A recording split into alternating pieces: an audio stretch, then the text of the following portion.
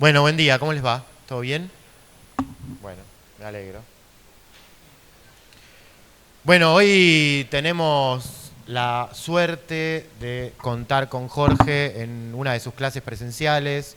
O sea, hoy va a ser un día largo, sobre todo para él, que a la tarde, a las 4 de la tarde, arranca el Yuri con Arquitectura 4, con los dos turnos. Así que hoy los chicos de turno tarde tienen, de Arquitectura 4 tienen entrega, tanto turno mañana como turno noche. Y bueno, nada, se juntan cuando Jorge viene de Río a la clase presencial, se juntan todos y es como un momento de preentrega y lo que hacen es, bueno, escuchar, ¿no? Todos los trabajos. Creo que hoy es una modalidad distinta, porque hicieron como una especie de concurso, seleccionaron 20 trabajos, en total creo que son 60 o más, son un montón de trabajos. Eh, Así que va a estar bueno, eso empieza a las 4 y como siempre, cada vez que viene Jorge, bueno, le pedimos si puede hacer como alguna especie de charla pública contando algunas de las cosas que hoy lo tienen preocupado o algunas cosas sobre las que está reflexionando. Y de paso, esta vez aprovechamos y vamos a hacer como una especie de seminario de capacitación para profes que incluye esta charla que estamos grabando ahora y que después, bueno, va a tener una reunión de profesores y una serie de trabajos que vamos a hacer todos los profes de ustedes como parte de lo que podría ser un programa de formación continuo que la escuela lleva adelante y va como organizando reuniones con profesores y discutimos ciertas cosas. La idea de hoy es, bueno, conversar un poco acerca de la ciudad contemporánea, tema que, claro, nos atañe mucho y que tiene mucho que ver con las cosas que estamos haciendo en el taller en Victoria, tanto de arquitectura 1 y 2 o arquitectura 3, que ahí están los profes de arquitectura 3. Así que, digamos, la idea es, bueno, condensar en una jornada como muy intensa una conversación acerca de la ciudad y como nuevas maneras de proyectar y de comprender la ciudad y que Jorge amablemente haya preparado una charla para hablar de eso, la verdad que bueno, para todos es una alegría. Así que de nuevo, bienvenido a tu casa acá a la universidad y somos todos oídos. Le damos un aplauso de bienvenida, Jorge.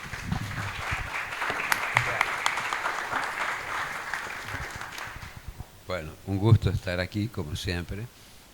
Me gusta esta dirección, aquí, este edificio y el edificio de al lado donde estoy, el hotel, que tengo la vista de la 9 de julio, los flujos urbanos, el paisaje urbano, eh, digamos, un resumen de urbanidad, con demasiados vehículos, es verdad, pero bueno.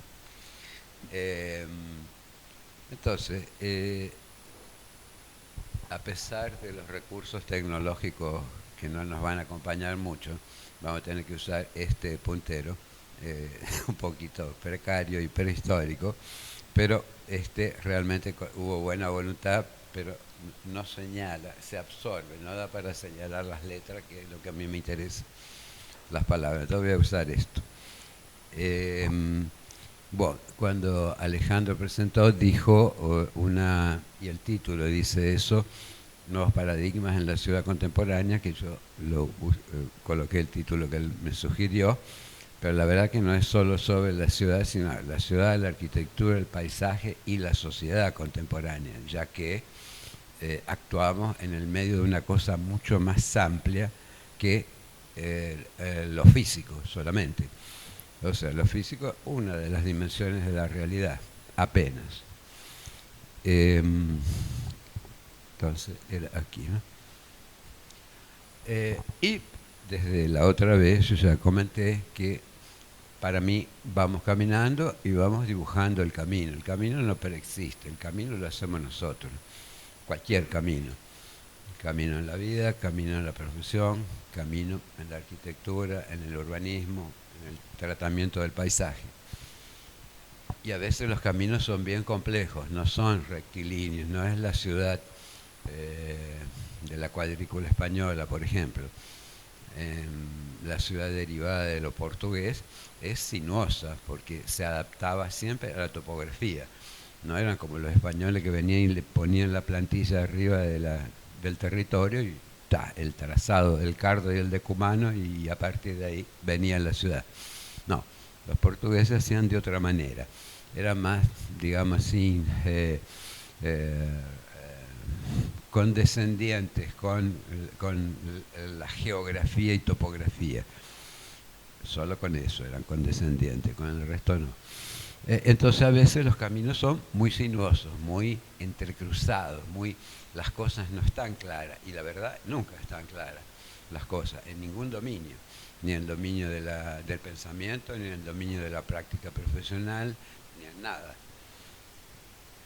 Y para mí siempre la cuestión es esa, del proyecto a la teoría y de la teoría al proyecto. Ese es el camino para mí, para un arquitecto. O sea, no se puede proyectar, no se puede encontrar nada en la hoja en blanco o en la tela del computador si no se tiene una idea de lo que se quiere. O sea que la idea, de cualquier forma, el concepto, precede a lo que vayamos a hacer, consciente o inconscientemente. No hay proyecto sin concepto. Eso es una cuestión. En la hoja en blanco no se encuentra nada. Ni el poema, ni la arquitectura, ni nada. Absolutamente nada. Entonces, vamos al comienzo. ¿Qué es pensar para la filosofía? Porque se trata de eso. Para hacer un proyecto hay que pensar. ¿Pensar qué? ¿De qué manera? Entonces, ¿qué implica la idea de pensar para la filosofía? Implica eso. Reflexión, conciencia y busca de sentido. No es exactamente ese el trabajo del arquitecto. Reflexión sobre lo que le dan, lo que le llega como demanda para resolver. Conciencia, ¿qué voy a hacer acá? ¿Cuál es mi posición? ¿Cómo yo me coloco frente a la demanda? Y busca de sentido. No es cualquier cosa, no es cualquier proyecto, no es cualquier configuración físico-espacial lo que nos interesa. Nos interesa, como decía Guattari, en aquel librito Caosmosis, que siempre hay que releerlo. Bueno, la cuestión, de un lado está el design, el diseño, y de otro el design, que es el sentido para donde apunta el diseño. ¿Para dónde apunta? O sea, ¿es lo mismo? ¿Cualquier sentido es lo mismo? Claro que no. Entonces, como actividad racional, el pensar implica ordenar el mundo. De alguna forma, lo que nosotros hacemos es ordenar una parcelita de mundo en cada proyecto. Discernir la verdad y llegar a lo universal. Eso es lo propio de la filosofía, pero que tiene que ver con nosotros. Discernir la verdad de un lugar, de una situación proyectual, por ejemplo, y llegar a algo que pueda ser extrapolable a algo más generalizable. Eso es lo que tendría que ver con actividad racional, pero también incluyendo la duda y la crítica, que para la filosofía implica tener conciencia de sí.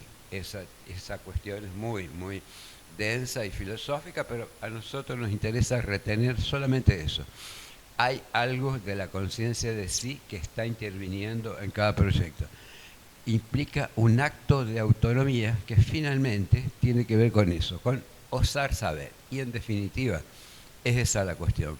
Hacer un proyecto implica querer osar saber, saber mucho más de lo que la apariencia de las cosas nos presenta. Hay que excavar a fondo, hay cosas invisibles que hay que tornarlas visibles y hay cosas generales que tienen que ver con la forma de pensar el mundo que intervienen también, aunque sean no conscientes, en el acto proyectual. Osar saber, eso tiene que ver con cualquier actividad. El arquitecto, el médico, el psicólogo, el abogado, cualquiera que se precie. Eso implica una conversación interior, una reflexión crítica, digamos. Yo estoy haciendo esto, pero lo pongo en duda. O sea, me cuestiono, ¿será que esta es la solución mejor para ese problema? Permanentemente. Y después, el tercer momento del pensar es buscar la síntesis posible, que implica cuestionar lo obvio. Lo que está dado es lo obvio, pero ¿quién dice que eso es la verdad, la realidad? Ni siquiera la realidad es, porque la realidad tiene muchas camadas, muchos layers. Entonces, ¿cuál es el layer con el cual yo me conecto? Buscar fundamento. Para eso sirve el pensar, para buscar fundamento, que lo que hagamos tenga digamos, bastante masa crítica, que podamos defender con convicción lo que hacemos. No limitarse a lo técnico o utilitario. Lo técnico y utilitario, cualquiera lo resuelve. La gente misma resuelve su casa. Los barrios populares, las favelas son el ejemplo. No precisan de arquitectos. Ellos lo hacen con sus propias manos.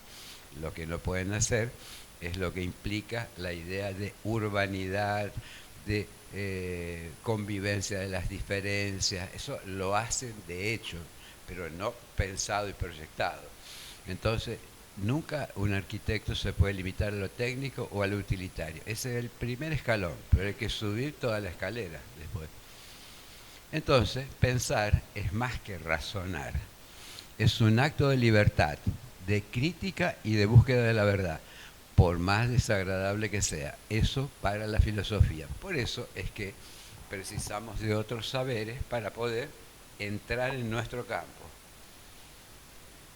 Y este otro pensador que ustedes ya conocen, Byung-Chul, habla de estado de ánimo, que es justamente la posición en la cual llegamos a un lugar por la primera vez. Vamos a hacer un proyecto de una casita, de un núcleo habitacional, de un banco, de una iglesia, de cualquier cosa, de un aeropuerto. Entonces, bueno, señores, alguien pidió un proyecto, el gobierno, un privado, un grupo comunitario, una ONG. La demanda proyectual puede venir de muchos lugares diferentes. Entonces, ¿cómo uno llega al lugar? Él dice, el pensamiento es un proceso resueltamente analógico. Antes de captar el mundo en conceptos, ya se ve apresado, incluso afectado por él, por ese proceso analógico. El pensamiento parte de una totalidad que precede a los conceptos. Yo voy al lugar y ya están ahí las cosas. No tengo ningún concepto previo. Las ideas y la información. Los conceptos, las ideas y la información vienen después que yo fui y caminé el lugar. Se mueve ya en un campo de experiencia. Ese concepto de campo de experiencia, que podemos llamar lo real, antes de dirigirse específicamente a los objetos y los hechos que se encuentran en él. La totalidad de lo existente a la que se enfrenta el pensamiento se abre inicialmente en medio afectivo, en una disposición anímica o estado de ánimo. Él dice que cuando, y a mí me parece muy interesante, cuando uno llega a un lugar, ya está envuelto en una determinada atmósfera. No se llega al lugar de cualquier manera. O sea que vine por mis propios medios, alguien me llevó, es un lugar que ya conocía, un lugar que no conozco. Siempre ya, antes de llegar, ya hay una cierta atmósfera que me rodea. Esa atmósfera es el estado de ánimo, que no tiene que ver con si estoy alegre o estoy triste, no tiene nada que ver con eso. El estado de ánimo no es un estado subjetivo que trasciende hacia el mundo objetivo, es el mundo, o sea, eso que está ahí alrededor y dentro de lo cual está nuestro objeto de proyecto, es el mundo para nosotros. Antes de dirigir la atención a un objeto, ya me encuentro en un mundo determinado, ya la atmósfera, ya estoy adentro, ya estoy en la nube, ya estoy navegando, digamos. No podemos disponer del estado de ánimo. No, es algo que sobreviene. No es posible provocarlo voluntariamente. Ocurre más bien que somos arrojados hacia él. Exactamente eso. En el lugar, en el problema, ni siquiera un lugar, un problema que tenemos que resolver, ya estamos, cuando vamos a enfrentarlo, ya estamos arrojados en el medio. No tenemos tiempo de tomar precauciones, digamos así. Pero si el estado de ánimo sobreviene, eso quiere decir que debemos estar abiertos, dispuestos, cargados, como el disco rígido, para que ese algo suceda. Esa es la cuestión. ¿Cómo llegamos con nuestro cuerpo y nuestra mente al lugar? Ese es el punto de partida fundamental. Depende cómo lleguemos, depende de lo que vamos a conseguir. Y por eso hoy, claro, la tierra es nuestra casa, digamos. ¿Cuál es la casa? La casa chiquita acá del terreno de al lado, la casa de la tierra. Para nosotros hoy, para lo humano en el siglo XXI, la tierra es nuestra casa. Y precisamos eso, pisar más leve sobre ella. ¿Por qué? Porque desde la modernidad, desde la revolución industrial hasta ahora, la pisada fue brutal, destructiva, extractiva y agotadora. Agotó en gran parte la disponibilidad de lo que la tierra tenía y tiene todavía en parte para dar. Y para interaccionar, porque la cuestión no es solo tomar, la cuestión es tomar lo que se precisa, pero devolver, procesado. Eso sería la IA contemporánea. Es de eso que se trata. Precisamos, por eso, reselvajerizar nuestras condiciones de pensamiento-creación, con y sobre el espacio. Sobre el espacio, la tierra, los ríos y las comunidades. O sea, eso, reselvajerizar las condiciones de pensamiento-creación. Hay que como que volver al origen, siempre.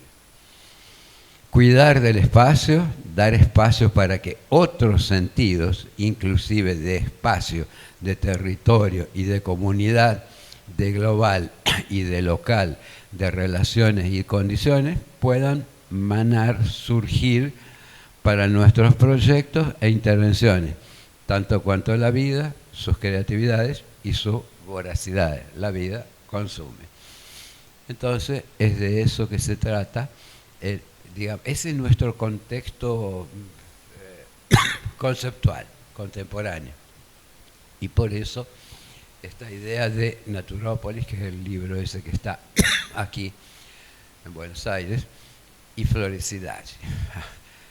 Esta idea de Floricidade es un concepto de Ailton Krenak, que es un pensador indígena, desarrollado para reflexionar sobre la relación entre naturaleza y sociedad, y que implica reaprender a convivir en armonía con la naturaleza, respetando la biodiversidad y todas las formas de vida. Eso es lo que los pueblos originarios sabían hacer y nosotros desaprendimos.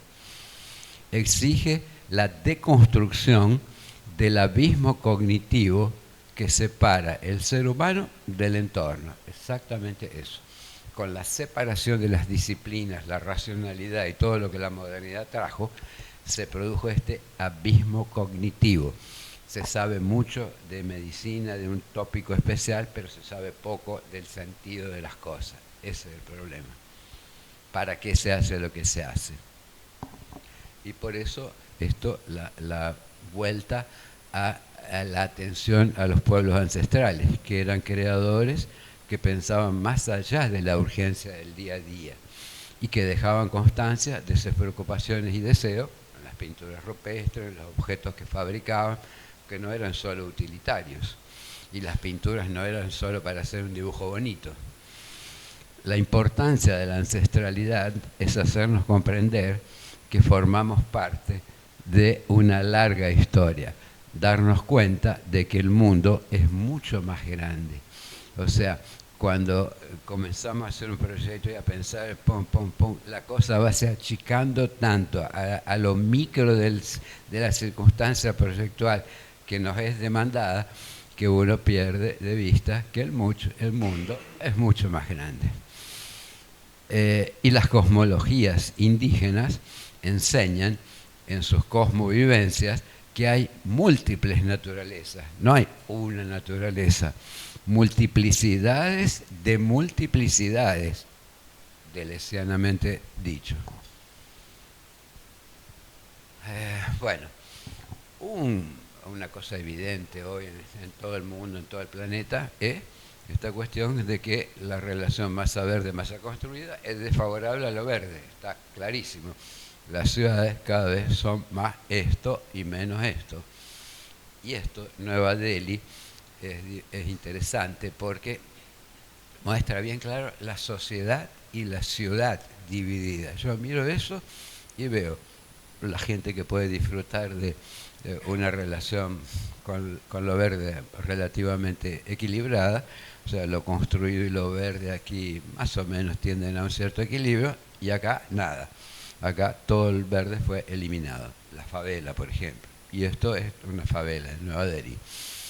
Entonces, hay que repensar el urbanismo de forma menos estática, formalista e impositiva, acogiendo lo que todavía no es, lo que está en proceso, considerando el saber disciplinario como una práctica técnica. Tenemos que saber de las cosas, tenemos que saber, hay una sabiduría específica de la arquitectura, del urbanismo, del paisajismo, una práctica técnica, una práctica cultural, o sea, nunca estamos proyectando en el medio de la nada, en el medio del desierto. Siempre estamos ya en algún lugar previo que otros construyeron, configuraron. Y es una práctica política, evidentemente. O sea, si la sociedad es así, nosotros no podemos ser indiferentes y vamos a ir a hacer cualquier cosa de cualquier manera para prolongar el estado de cosas. Claro que no. Entonces, diferencias escandalosas en la relación masa verde-masa construida, en lo abigarrado del tejido urbano, en la falta de espacios públicos, parques y plazas, en las difíciles, imagínense andar por ahí, por ejemplo, difíciles condiciones de movilidad, son intolerables en una sociedad que se dice inteligente y democrática.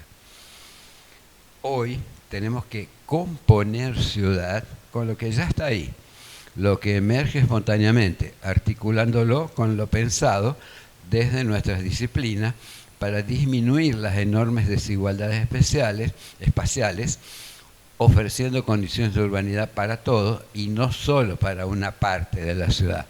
Es necesario concebir el urbanismo. Yo tomo el título del librito de Le Corbusier, que vale la pena siempre darle una mirada de vez en cuando, para ver cuál fue el límite de la modernidad, hasta dónde la modernidad consiguió pensar y dónde no consiguió pasar el umbral. Es necesario concebir entonces el urbanismo desde una perspectiva más inclusivista y menos dicotómica, incluido, excluido, racional, no racional. Bueno, y la ciudad y el concepto. Michel de Certeau tiene ese libro, La invención de lo cotidiano, que hay que leerlo siempre, muy interesante, donde yo vi por primera vez el concepto de articulación. Yo hacía articulaciones urbanas sin tener el concepto, y cuando leí a Michel dije, entonces hay un fundamento para esta estrategias en plural de articulación urbana. Él dice, la ciudad y el concepto nunca coinciden, pero ellos van en la dirección de su progresiva simbiosis en el horizonte. Pensar la complejidad de la ciudad contemporánea, vamos a leerlo específicamente para no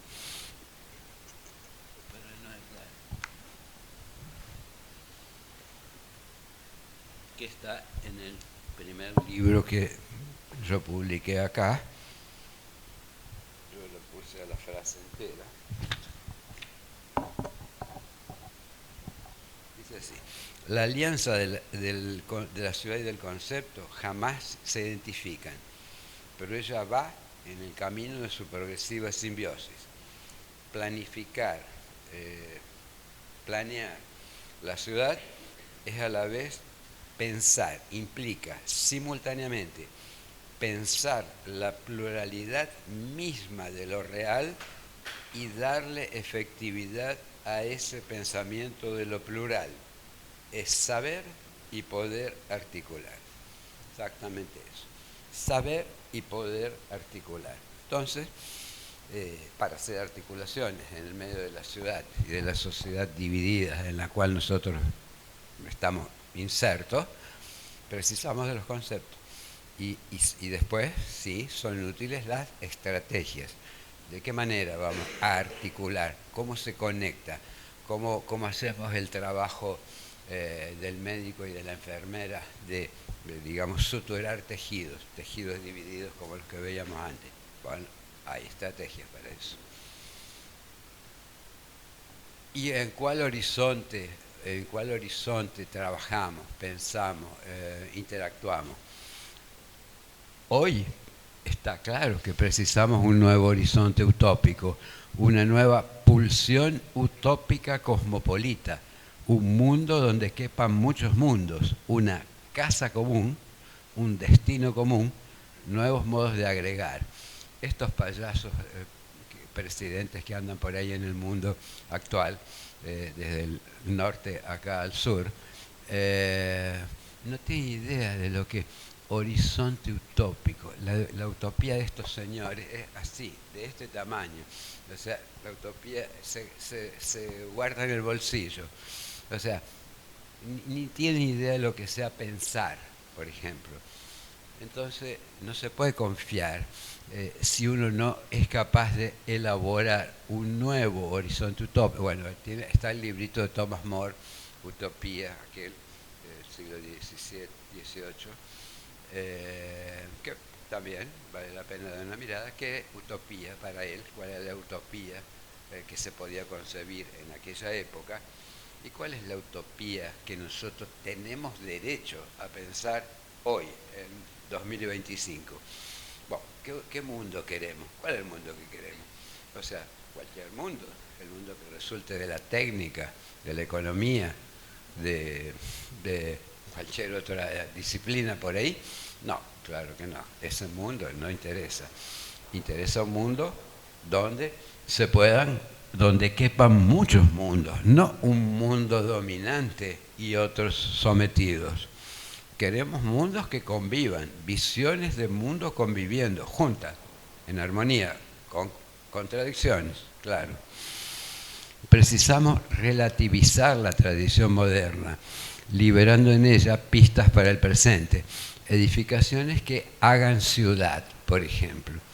Las edificaciones modernas difícilmente hacían ciudad, porque estaban pensadas como objetos demasiado ensimismados, demasiado autónomos, que ellos mismos se justificaban y lo que estaba alrededor no interesaba mucho. No se buscaba vínculo, hacer urdimbre, conectividad con lo que ya existía. Se suponía que lo nuevo ya era más valioso que lo antiguo, directamente. No había mucho que pensar. Y así resultó la ciudad contemporánea, con estas divisiones, particiones, separaciones. Nosotros precisamos hacer ciudad. ¿Qué significa hacer ciudad? Significa enraizar, crear raíces, extender, contaminar. Contaminar, digo, urbanísticamente, paisajísticamente, establecer relaciones entre las cosas.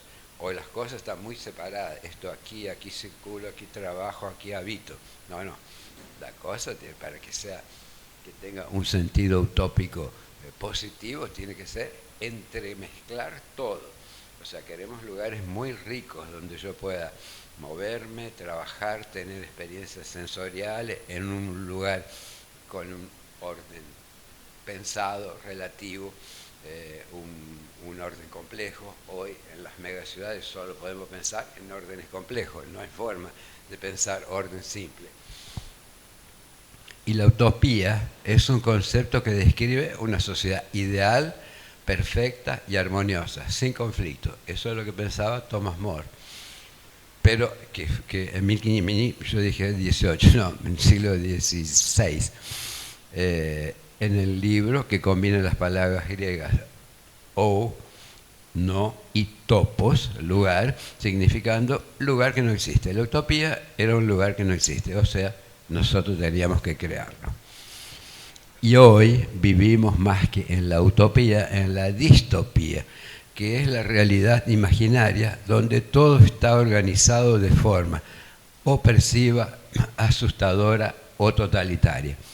Bueno, cualquier relación con el señor del norte es muy fácil de hacerla.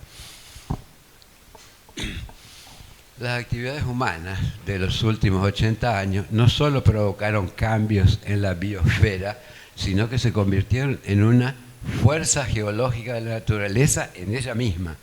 interfiriendo en el comportamiento del sistema climático y por lo tanto en los océanos, la atmósfera y en los suelos, en el sistema Tierra. La Tierra es un sistema, lo podemos pensar así. Y lo fundamental hoy es examinar las bases materiales, energéticas y bióticas de la formación de la riqueza y de sus efectos reales sobre el bienestar humano y los servicios ecosistémicos. A mí me interesó mucho siempre lo que decía Franciscus, muy bien, que la cabeza, el corazón y la mano tienen que andar juntos y en armonía. Muy clarito. Es bueno ver el vídeo, está en mi TikTok, pero está en cualquier lugar. También, él decía que aprender a pensar se trata de formar, no de crear eruditos, sentir lo que se piensa, decía él, y sentir, entre comillas, lo que se hace que trasciende cualquier erudición. No es cuestión de yo soy muy hábil, estructurador de composiciones urbanísticas o arquitectónicas, soy un erudito, pero si le falta el sentir, es algo que va a resultar frágil. Y hacer, él decía, se trata entonces de hacer lo que se piensa y lo que se siente. Esas tres cuestiones. Y la mano, para el arquitecto, es la cuestión fundamental. O sea, la mano en el mouse o la mano en el lápiz, es la conexión directa entre el cerebro y el resultado visual de esa interacción cerebro-mano. Bueno, esto es solo una digresión. ¿Qué es ser latinoamericano, por ejemplo? Esto yo lo pensé siempre inicialmente para Brasil, porque Brasil nunca se sintió muy latinoamericano. Ellos querían ser más Europa o Estados Unidos. No les gustaba mucho ser parte de Latinoamérica. Entonces yo fui y les dije, ¿qué estado de ánimo? Es lo que se refiere a un patrimonio cultural compartido. O sea, el derivado de los pueblos originarios y de la matriz ibérica. Los dos componentes latinoamericanos principales son eso, lo que había antes de la llegada de los europeos y lo que después resultó del confronto con esa llegada, fundado en el proceso de absorciones, todo lo que se absorbió, de contaminaciones, de elaboraciones, específicos de la arquitectura y del urbanismo de nuestro continente. ¿Qué nos diferencia a nosotros de un indiano, por ejemplo, o de un norteamericano, o de un europeo? Exactamente eso, que nosotros tenemos pueblos originales que dejaron marcas fuertes, no solo en México, sino ahora se está viendo en el Amazonas también, de otra forma, no eran pirámides de piedra, eran otras estructuras organizativas las que había en la Amazonia, pueblos originarios que dejaron marcas y pensamientos profundos que la modernidad perdió y desconocía. Y todo lo que se absorbió de lo que trajeron, sí, todos los colonizadores, españoles, portugueses, holandeses, ingleses, tutti quanti. Entonces, algunos problemas del mundo actual. Enorme aumento de las desigualdades, ese es el más escandaloso de todos. O sea, superconcentración de riqueza en 4 pelagatos que están allá en el norte también, y una masa infernal de gente pobre en los 8 billones de habitantes que hay en el planeta. Precariedad creciente, degradación de la capacidad de elaboración colectiva. Ese es un punto fundamental. Degradación de la capacidad de elaboración colectiva. Porque ahí aparece un payaso cualquiera y dice, no, yo les voy a cambiar todo lo que está acá, está mal, yo lo voy a hacer bien, les voy a resolver la vida, en el año que viene no hay más guerra, o en 4 años la Argentina es una potencia. Miren la potencia que es. Obstrucción de la ciudad por los automóviles, cualquier ciudad, hoy es terrible, cualquiera. Todos los espacios físicos son siempre los mismos, pero la industria continúa fabricando latitas con 4 ruedas que las ponen en la calle y la ciudad, bah, es lo que es. Sociedad de la mediatización generalizada. Eso no se encontró el remedio todavía, ni siquiera la pastilla para suavizar esta mediatización generalizada, la absorción por la comunicación digital. Comunicación es una palabra un poco pretenciosa, digamos. Yo no le veo. Es un instrumento. Esto acá es un instrumento. Sí, es un instrumento, una herramienta, como un martillo, como una tenaza, como una bicicleta. Pero tiene componentes muy peligrosos que es lo que se transformó en nuestra relación con el mundo. Mediatización. Ese aparatito mediatiza nuestra relación, bueno, con la supuesta información, hechos que acontecen por ahí, arquitecturas, expresiones políticas, todo nos llega por una telita de, ¿cuánto tiene esto? 6-7 centímetros por 11 centímetros. El mundo se redujo a 7 por 11 centímetros. O sea, esa es la sociedad de la mediatización generalizada, que hay que estar atentos porque hay que usarla, obviamente, pero hay que saber usarla críticamente. Voy a contar un chisme. El otro día yo estaba mirando justamente el aparatito y entonces veo una declaración de Caetano que dice, él decía, bueno, a mí lo que me interesa hoy es engañar a la IA. ¿Ah, sí? Le dice el periodista. ¿Y cómo la engaña a la IA? Entonces dice, y yo hago unas preguntas capciosas para confundirla. Bueno, a mí me gustó mucho eso, hacer preguntas capciosas para confundir la IA. Y yo mismo lo hice. Y después háganlo ustedes. ¿No? Hagan preguntas medio, digamos así, de doble filo.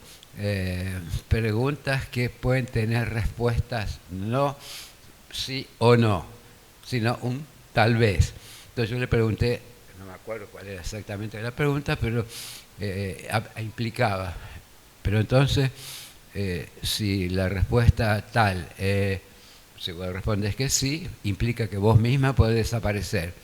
Y ella dice, y sí, es una posibilidad.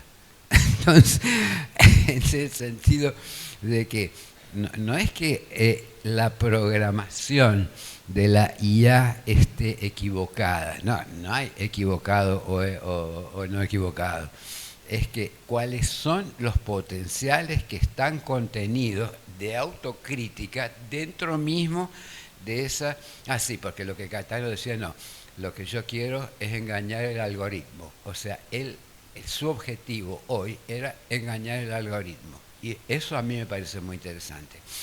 O sea, porque si no, uno tiene el nuevo diccionario.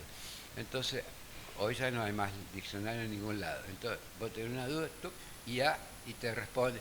Y te responde todo razonado, con puntitos ahí, y al final te dice, y si querés te hago un gráfico comparativo. Entonces, bueno, le decimos, y te hace el gráfico comparativo. Entonces, el diccionario interactivo contemporáneo es la IA, pero ¿es totalmente confiable? Claro que no, porque la información de la cual ella está cargada, esa IA, es producida por otra gente, por una sociedad determinada que tiene sus limitaciones también. Entonces, no podemos confiar que la respuesta de la IA es la respuesta y es la verdad. Claro que no es. Es una herramienta, ayuda para ser menos inocentes, por ejemplo, para tener una mínima base informativa de hechos. Lo cuantitativo en la IA, todo bien, porque si hay alguna cosa que sabe hacer es contar, acumular información. Pero de ahí a razonar para extraer conclusiones, ese es un paso que todavía nadie pone la mano en el fuego de que se pueda confiar. Entonces, sociedad de la meditación generalizada, acceso de la extrema derecha en el mundo, este espectáculo espantoso del mundo en 2025, concentración de poder económico, crisis ecológica, construcción de muros reales y mentales y exclusión de lo diferente. Todavía ese es un problemita. Todavía hay racismo de todos los tipos por todos lados. Entonces, ese es el mundo actual. Algunos de los problemas en el medio de los cuales nosotros actuamos. Entonces es mejor estar atentos. Por eso esto también es un concepto de Félix Guattari, ecosofía, que parte de que hoy vivimos una mutación de los grandes valores de la modernidad. La idea de progreso, que hoy es casi cuando alguien habla de progreso hay que llevarse la mano a la cartuchera, porque ahí viene una agresión. Progreso, agresión a la tierra, claramente. Más claro que eso, imposible. Racionalidad.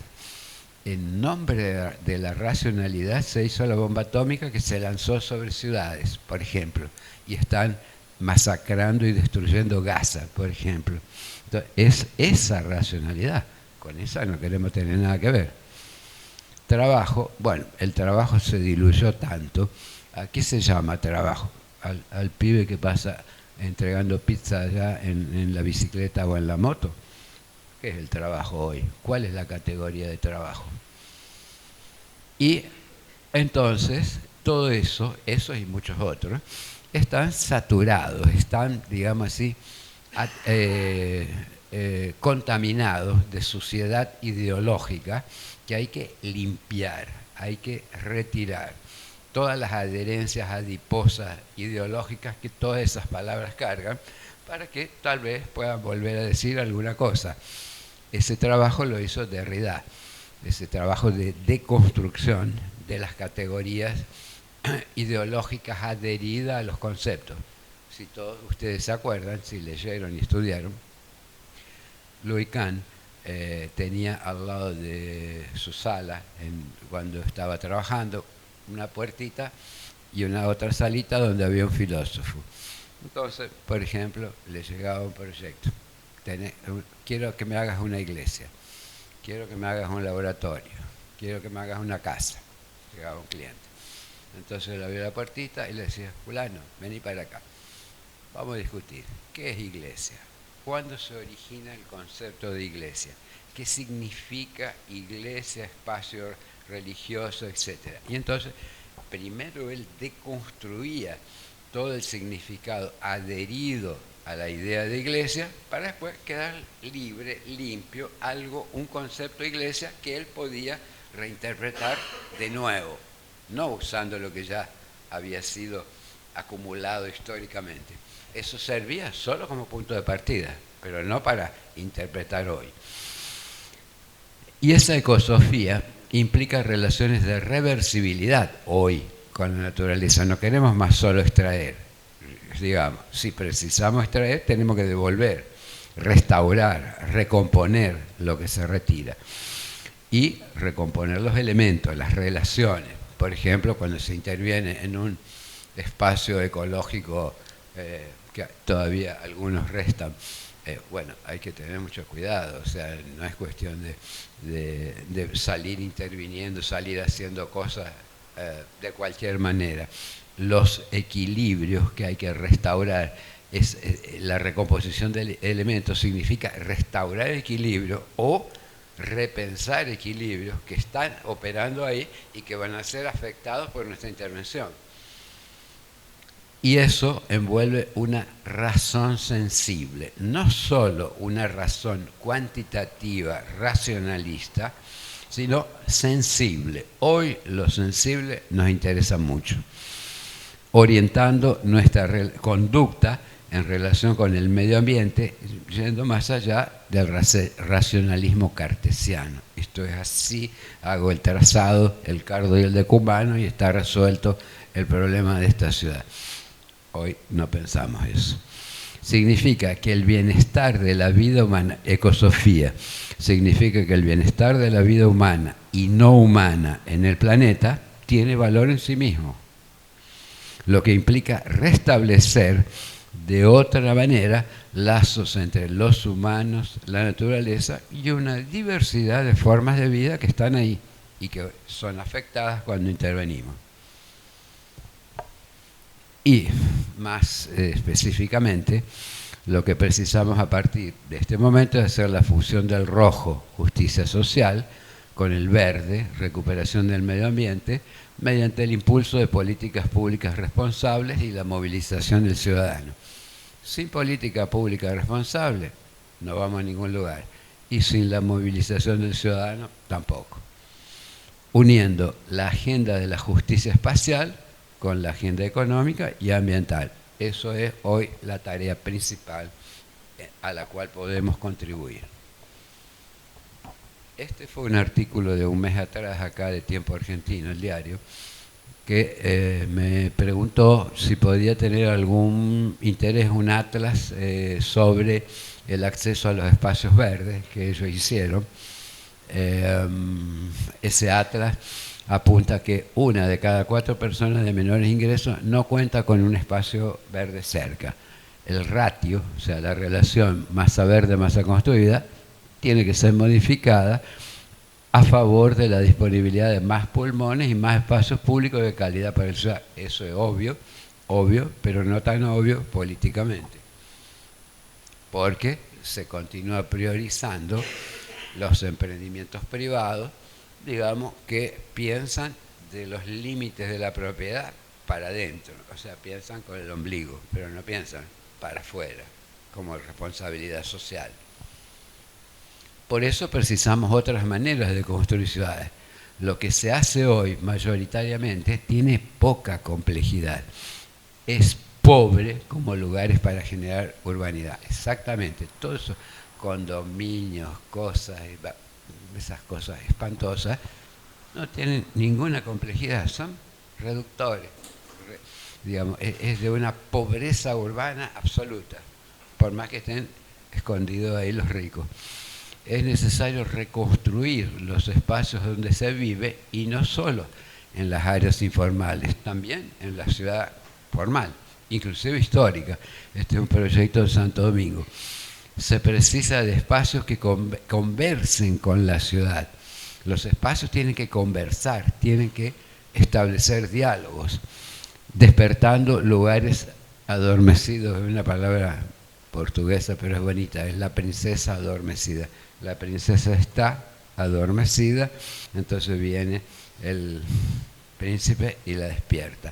Nosotros somos los príncipes, tenemos que ser de los lugares que están adormecidos en la ciudad, despertarlos para la urbanidad, activando el pensamiento de lo socioespacial. Siempre la cuestión es socioespacial, no existe espacial solo en el aire, teniendo como meta el disfrute de la urbanidad para todos. Es claro que de eso, esa es la utilidad social de nuestra disciplina, digamos. Esta foto es bien bonita, porque en ella misma ya es ancestral, la propia foto. Y hoy precisamos eso, juntar saberes ancestrales y contemporáneos, selvagerizando la ciudad, buscando ese pisar más leve sobre la tierra y en las relaciones. Es bien interesante como imagen de algo social, como imagen de algo comunitario en el medio de la naturaleza, lo humano en el medio de la naturaleza. Las divisiones, las individualidades, individualidades, cada uno es cada uno, pero formando un conjunto. Esa idea de formar conjunto a partir de lo individual es lo que nos interesa a nosotros. Bueno, los diagramas. Está también en este libro un capítulo entero sobre diagramas, porque el diagrama es el instrumento, es uno de los instrumentos que tenemos para pensar lo urbano. La idea de huella, de pisada, está asociada al concepto de diagrama y sugiere relaciones potenciales. Un diagrama es algo que me muestra posibles relaciones entre partes. Los diagramas pueden tener múltiples series de huellas y son un aparato activo. Un diagrama es una especie de taquigrafía gráfica. Eso es un diagrama. y una forma de representar. Es un conjunto de relaciones entre fuerzas que forman un mapa que formaliza funciones articuladas y constituye una abstracción explicativa. Un diagrama explica un lugar. El diagrama permite reorganizar las jerarquías. Siempre en un lugar ya hay determinada jerarquía. El diagrama nos permite reconocerlas, entenderlas y reorganizarlas. Y el diagrama ofrece la posibilidad de abrir lo visible, lo que estamos viendo y estamos dibujando, a lo articulable, que es otra cuestión. Implica un salto de abstracción aquí. En el diagrama hay una intensa concentración de información. Números, letras, gráficos, todo eso en un diagrama. Componen un diagrama. Y interesan las dos ideas asociadas, según Deleuze, existentes en el concepto de diagrama. La idea de caos y la idea de germen. La idea de caos germen implicando un caos del cual debe salir o puede salir alguna cosa, lo que se relaciona con la idea de abismo ordenado. Un diagrama es un abismo ordenado. El diagrama tiene que ver con la potencia de la mano, por eso vuelvo allá a nuestro amigo Franciscus. Un diagrama para Deleuze es un conjunto de trazos no significantes. No están ahí para significar nada, están para representar una cosa, una situación. Y del diagrama podemos pensar el urbograma. El urbograma es una gramática visual de la ciudad o de una parte de ella. Es un esquema conceptual. El diagrama y el urbograma están relacionados. Bueno, muestro algunos diagramas. Por ejemplo, este es un diagrama que representa ese esquema de lectura de la estructura del lugar. De ese lugar que tiene cuatro cosas, cuatro componentes: potencialidades, vistas, nombres, formas de acceso, mirantes, una textura, otras cosas, una centralidad, otra centralidad. O sea, un diagrama es una radiografía como la del médico. Me muestra el cuerpo físico como es. Y a partir de eso entender cómo es el cuerpo físico, lo mismo que el médico, puedo recetar algunas posibles soluciones. Este es otro. Del diagrama, aquí, a este otro tipo de diagrama, yo cuando hice eso hace muchos años, escribí construir consistencias. ¿Por qué? Porque en definitiva se trata de eso, de construir consistencias visuales, sociales, estéticas, técnicas, todo lo que uno tenga que componer dentro de una solución urbana y arquitectónica. Y los dibujos no son inocentes, claro. Uno dibuja con una cierta intencionalidad estética desde el inicio. Otro esquema alemán que muestra esa complejidad, las diferentes partes, etc. Este es Manguinhos, que estaba dividido por una línea, hay un canal de río, otro canal por acá, hay áreas de interferencia, hay centralidades. Este diagrama ya va camino al ideograma. Otro diagrama de Manguinhos también, pero ya más en detalle, las diferentes áreas, las diferentes cosas que están en el lugar y que se entrecruzan y que muestran un organismo complejo. Eso es un esquema altamente complejo para como radiografía del lugar. Este también es otro. Esta es tal vez la favela más grande que yo ya tuve relación, Dharavi, 1 millón de habitantes aquí en Mumbai. No, aquí está el río, el mar, toda esta enorme área aquí atravesada por vías de circulación con el manguezal, con el mangui, ¿cómo se dice? Los bañados, todas esas cosas por aquí. Mangrove. Bueno, entonces, este esquema que cabe en una hojita de cuadernos, por ejemplo, permite entender claramente cómo ese lugar está estructurado, cuáles son sus componentes, cuáles son los datos del problema. A partir de ahí yo puedo pensar estrategias de intervención. Y finalmente, hablando de ideograma, estos son los kanjis, los ideogramas japoneses, que son símbolos que representan palabras, ideas o conceptos, o sea, unidades de significado. Este kanji en particular a mí me gusta mucho porque es muy Jackson Pollock. Las salpicaduras del pincel están ahí con las que fue fabricado ese kanji, ese ideograma. Entonces, eso tiene valor estético en sí mismo. Yo eso lo separo, lo pongo en mi pared y es un cuadro, funciona como un cuadro, como una representación estética que tiene una unidad de significado. Puede ser una palabra, pueden ser ideas, idea de casa, o pueden ser conceptos. Eso puede representar cualquiera una de esas cosas. Este representa uno en particular. Bueno, ¿cuáles son los principios de diseño entonces en arquitectura, urbanismo y paisajismo? En ese libro está recopilación, análisis y procesamiento de información. Es básico, el primer paso de cualquier enfrentamiento proyectual. Lectura de la estructura del lugar, después que se hizo esto, es eso. Elabora el esquema de lo que uno entendió que es el lugar. Análisis de las referencias históricas y actuales, todo lo que no es visible, y esa relación, esa rodada de comentarios entre todos los participantes del proceso proyectual. Después se formulan las primeras hipótesis de diseño y posibles caminos y soluciones. Pero ahí entra la cuestión de formular los principios lógicos. Y ahí viene la pregunta, ¿qué es la lógica?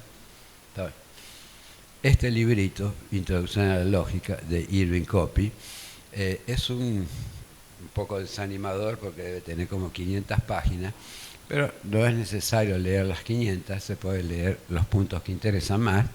Es muy bueno saber qué es la lógica. Entonces, lógica para él implica el uso de principios de validación, razonamiento, premisas, argumentos, deducción. Exactamente todo lo que hacemos cuando elaboramos un proyecto, para traducirlos en forma, en espacio y en solución de las funciones, buscando simplicidad, funcionalidad, esencialidad, despojamiento, cordialidad, en todo lo que seamos capaces de estructurar, usando el método de ensayo y error, bocetos, diagramas, urbogramas, maquetas, tutti quanti, y a lo largo un proceso proyectual implica un perfeccionamiento progresivo. O sea, un proyecto no está terminado en X tiempo.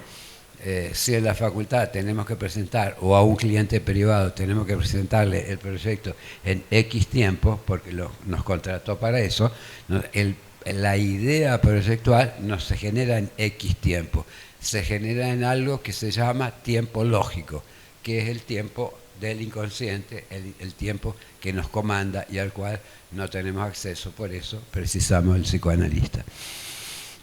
Eso tiene que ver con la búsqueda de la belleza, la consistencia y el sentido. Todo esto que hagamos buscando forma, espacio y función es para conseguir belleza, consistencia y sentido de lo que se haga. En objetos de cualquier escala, de lo micro a lo macro y viceversa. Podemos pensar lo macro y después lo micro, o podemos pensar lo micro y después lo macro, o juntos. Por eso se trata siempre de pensar global y de actuar local. El todo y la parte de un todo. Hoy sabemos que ese todo es el sistema Tierra. Y la Zeitgeist, que era algo que, un concepto que se usaba mucho cuando yo estudiaba en la facultad, es el espíritu del tiempo. O sea, ¿cuál es el espíritu del tiempo? ¿Quién diría, por ejemplo, cuál es el espíritu del tiempo hoy en 2025? Ese tiempo que vivimos antes en los slides anteriores, que no era un tiempo muy entusiasmador, nuestro contemporáneo. Esa Zeitgeist tiene que ver con concepción, con polisensorialidad, con relaciones, con el contexto, con ocupación y con edificación. Hoy buscamos la simbiosis vegetal-mineral, reselvajerizar la ciudad, selvajerizar con J de preferencia, está en portugués, intervención a intervención, edificación a edificación. Entonces, hoy la concepción es buscar la reversibilidad de nuestra acción en relación al medio ambiente. La polisensorialidad implica la abertura del cuerpo y de la mente a la multiplicidad del mundo. Ojos, oídos, tacto, nariz, espíritu. Todo eso muy receptivo, tanto cuanto posible, nuestro cuerpo receptivo con todos esos sentidos alerta para,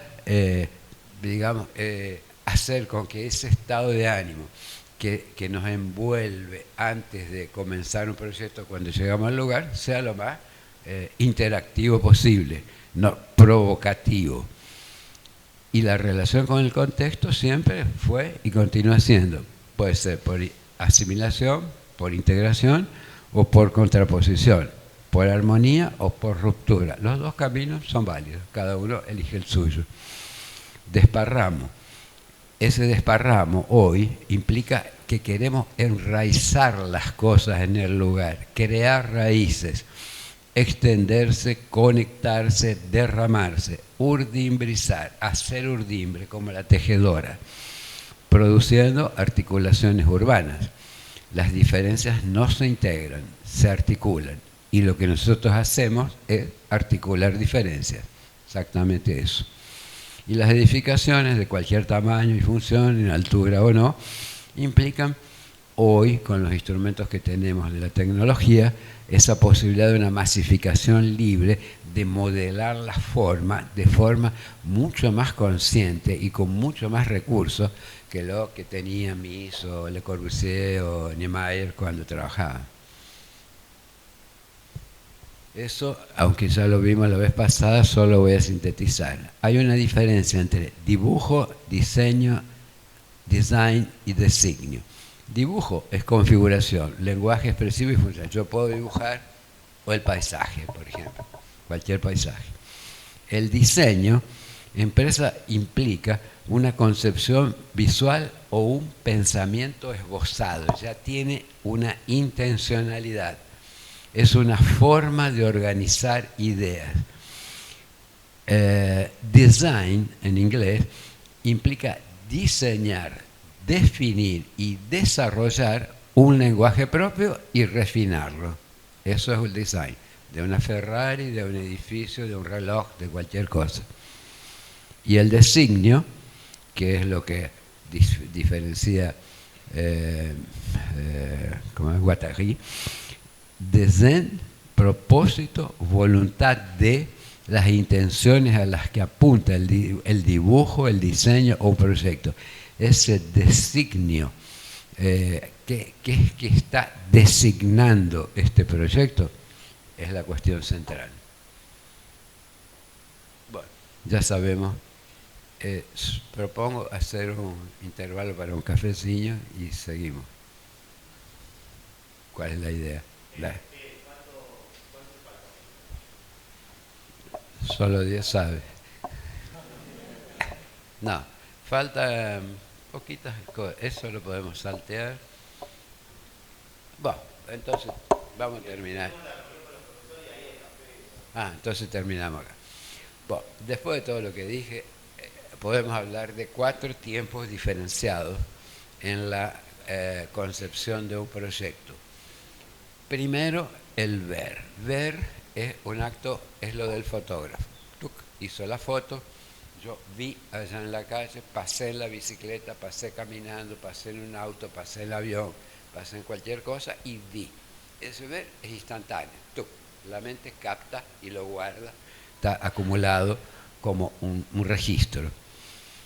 Del ver al analizar, yo si tengo que hacer un proyecto, además de ver, tengo que analizar. Después, bueno, vi, pero ahora analizo lo que vi. Entonces, acá hay un tiempo corto, rápido, instantáneo. Este no. Este tengo que analizar, ya me lleva más tiempo, tengo que buscar los elementos, etcétera y tal. Después de analizar, yo puedo comprender o no el proyecto, porque analizar no quiere decir que comprendí. Comprender viene después de analizar. Analicé todas las variables que intervienen. Ah, bueno, entonces puedo decir que comprendí el problema. Este comprender es un tiempo diferente del analizar. Y finalmente, después de comprender, puedo llegar a una conclusión o no.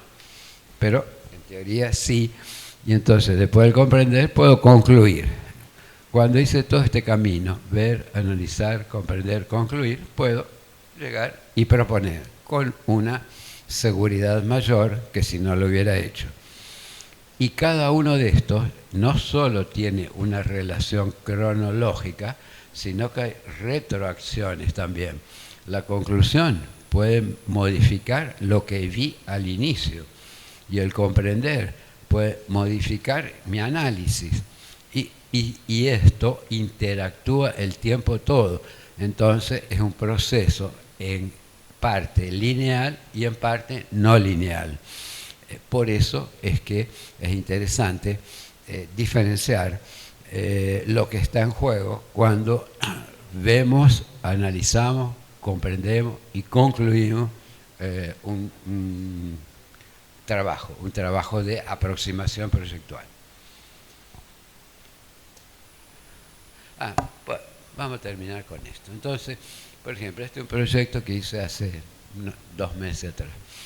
Esto es un área en el borde de la ciudad de Río, que ya es campo, es rural, y un señor compró esa área ahí, que tiene esa cobertura vegetal, tiene esa parte ya desmatada, y quería hacer un proyecto habitacional como correspondiente a lo que aquí sería el Procrear, financiado por el gobierno nacional. Entonces nosotros hicimos el mapa de la cobertura vegetal, las curvas de nivel, las preexistencias que había como paso previo para poder proponer una idea.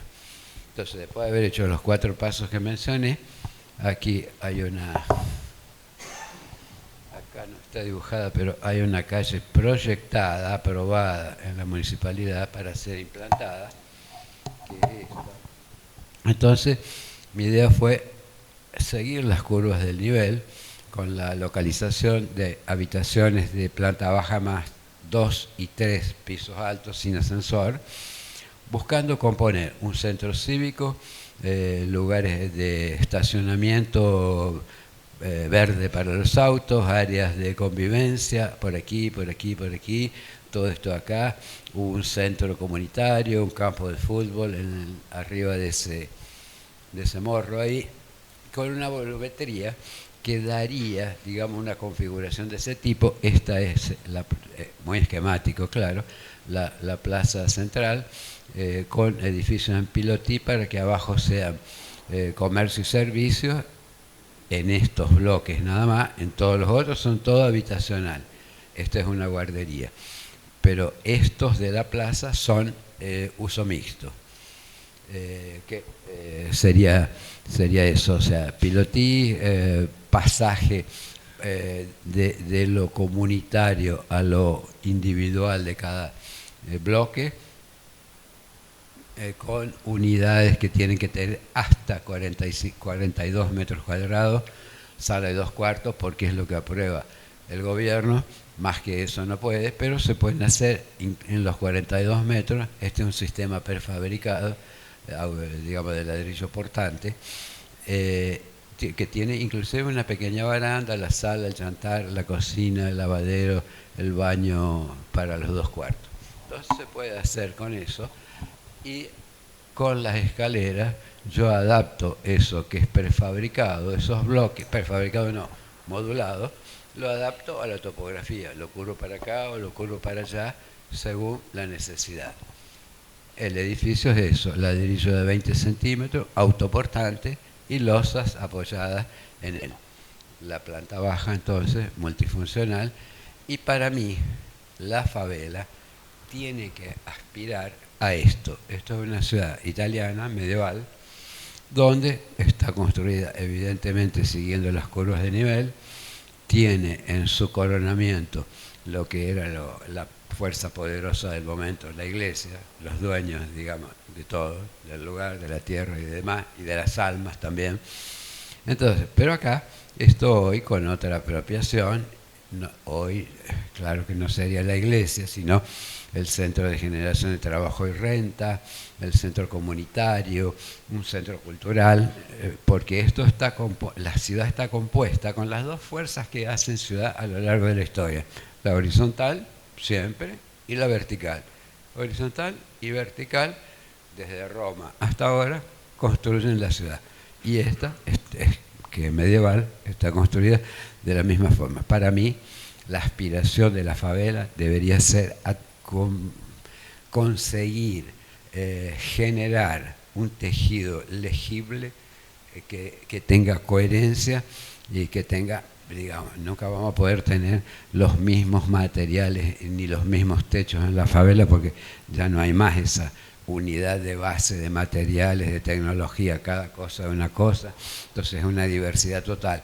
Pero con diversidad, si sacamos lo igual y ponemos lo diferente con una configuración organizada, estructurada, visible, vamos a poder resignificar lo que hoy es una favela, digamos, sin mucho interés. Vamos a pasar rápido porque esto no vamos a tener tiempo. Vamos a hablar de estas dos cosas.